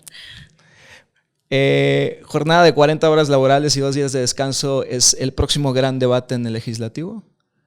Mito, no creo que les importe. Los adultos de 30 años en edad productiva, sin empleo y viviendo en zonas de inseguridad deben acceder a programas sociales. Solo puedo contestar eso, ¿verdad? O sea, titular No, o mito. dilo con contexto si quieres. Es una muy buena pregunta. Un poco de las dos. Los programas sociales son buenos. Se deben dar con responsabilidad, sobre todo responsabilidad financiera, porque no sé cómo le van a hacer para hacerlo sostenible. Sí, claro. Los programas sociales aumentaron en un 638%. 638%. No me parecen malos, pero si no creas acceso a otras oportunidades para que en algún momento dejen de vivir de los programas sociales y dejen de tener los programas sociales como indispensables, no sirve tenerlos. Entonces, pues a ver, si es una persona que vive en un momento de inseguridad y que no tiene tantas oportunidades, pues sí, como palanca están bien. Pues necesitas crear oportunidades y crear acceso a ciertas cosas y no te vas a quedar estático y tu gobierno no va a ser sostenible, como ahora lo es. Ya para cerrar, Nat, me gustaría un poco tocar algo que tú abriste en tus redes sociales, que fue tu vida personal, compartiste una foto con tu pareja. ¿Qué pasó para que dieras ese paso, para que la abogada Natalia Torres diera ese paso? A ver, híjole, es que este es otro episodio completamente largo, ¿eh? Y sobre todo como no me gusta hablar. Con la vida personal, yo la he abierto en 2 momentos, ¿no? Una no fue tanto mi culpa, un poquito sí, pero se salió de mis manos. Y esa no fue la mejor experiencia del mundo. Porque yo hago contenido de derecho y de política y tal. Y nunca me ha gustado darle permiso a la gente. Creo que cuando tú subes algo a redes sociales, tú le das autorización a la gente de que opine y de que hable, eso es natural. Hay ciertas cosas que no me gusta compartir. Yo nunca he sido de las que, ay, mira, les grabo un día con mi novio. Jamás, jamás, porque es algo muy mío. Y sobre todo, cuando decidí exponerme a esto, decidí que eso iba a ser mío. En la primera ocasión, no lo hice porque yo quisiera. Insisto, se salió de control todo.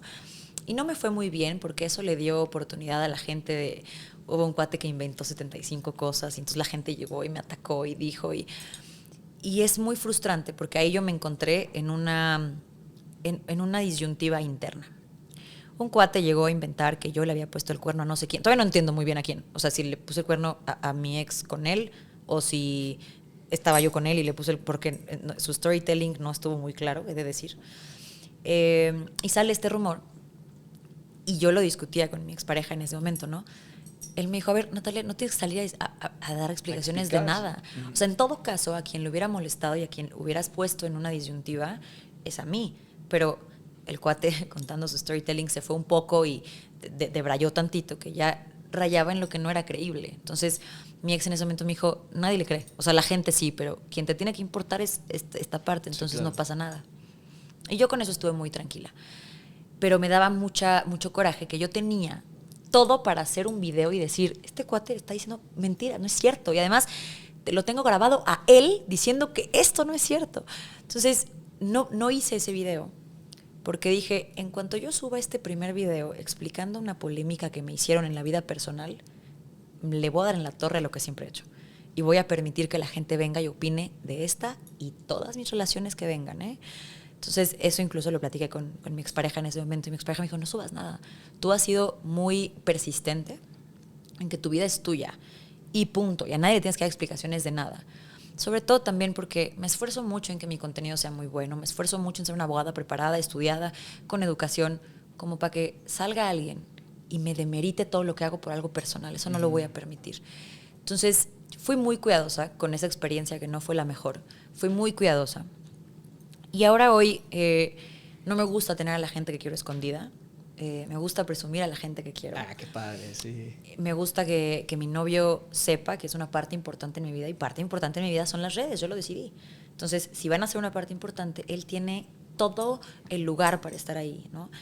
Solo que mi límite es, en algún momento lo hice, hacer contenido juntos y tal, no va a pasar jamás. O sea, el que un día nos sentemos a leer la Constitución los dos, no va a pasar. Oye, por cierto, a ver, un domingo perfecto sin Constitución de por medio para ti.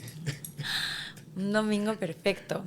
Mi novio, mi familia, Sí. igual y un viajecito, estar en un viajecito, en una alberquita, el calor me encanta, en una alberca, ¿no? En la playita, con un Aperol Spritz al lado, unas tapitas de algo y un buen libro. Donde sea. Oye, ¿a quién admiras y qué le cuestionarías fiel a tu lema, a tus convicciones? ¿A quién admiro? A la persona a la que más admiro en este mundo es mi mamá. Y lo cuestiono todo. Cada una de sus decisiones. No me dejará mentir si está viendo esto. A quien más admiro en la vida es a mi mamá. Es la mujer más increíble, más trabajadora, más luchona, más entusiasta, más idealista, más buena persona, más consciente del mundo en el que vive, la persona que más ayuda a los demás, a los animales. Es todo en una. Entonces, si en algún momento yo pudiera ser la mitad de mujer de lo que es mi mamá, lo sería. Y le cuestionó literal todo, ¿no? Sus decisiones, por qué esto, por qué aquello.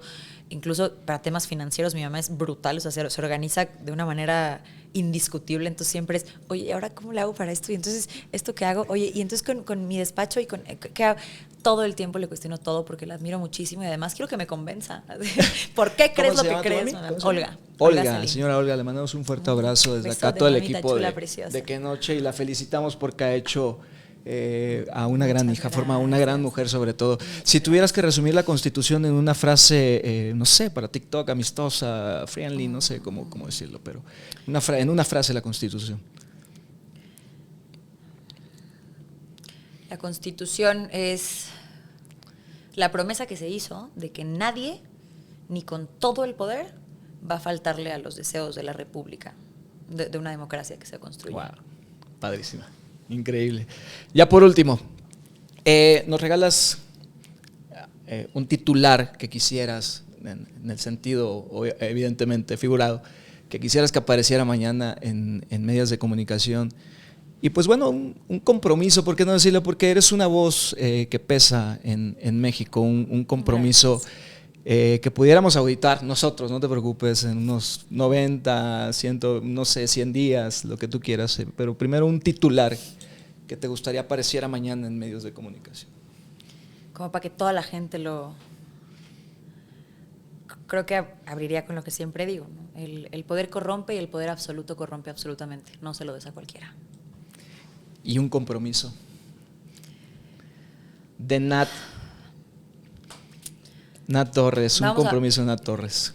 Mi compromiso hoy es transformar mentes que hagan de México un país mejor. ¿Cuántas? No sé. ¿En qué tanto tiempo? No lo sé.